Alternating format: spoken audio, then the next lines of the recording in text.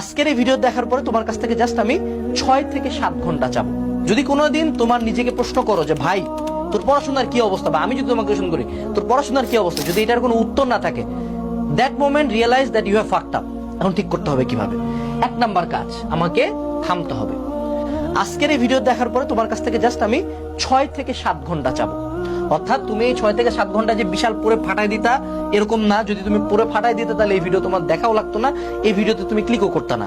এই 6 থেকে 7 ঘন্টা আমরা একটু নিজের লাইফ নিয়ে রিফ্লেক্ট করব, নিজের অবস্থানটা, যে এই জায়গায় একটা যন্ত্র আসে যেটাকে বলা হয় সেক্সট্যান্ট।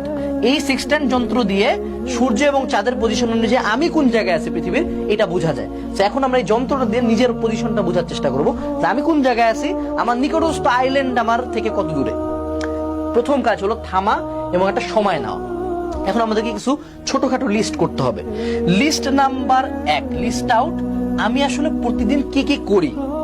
খুবই অ্যাস্টনিশিং একটা রিয়েলাইজেশন তুমি দেখবা, তুমি যদি একটু প্রতিদিন লিস্ট করে যে আমি দিনে আসলে কতক্ষণ পড়ি, অনলাইনে কি কি করি, অফলাইনে কোন কোন স্যারের কাছে পড়ি, নিজে কতক্ষণ পড়ি।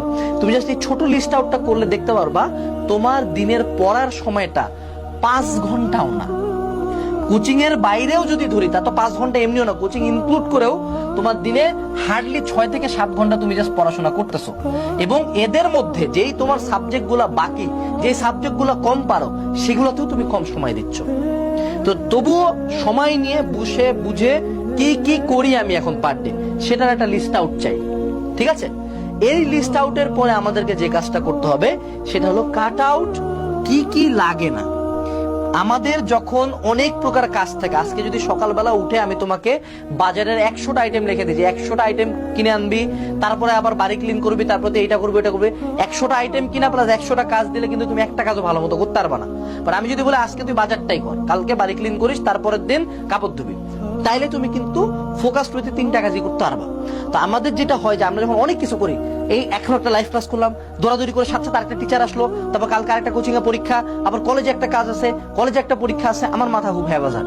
এবং যদি এই ভিডিওটা কেউ দেখতেছো যখন তোমার ইয়ার ফাইনাল চলে, তাহলে আমি যে কাজগুলো বলতেছি এটা ইয়ার ফাইনাল শেষে করতে হবে, ঠিক আছে?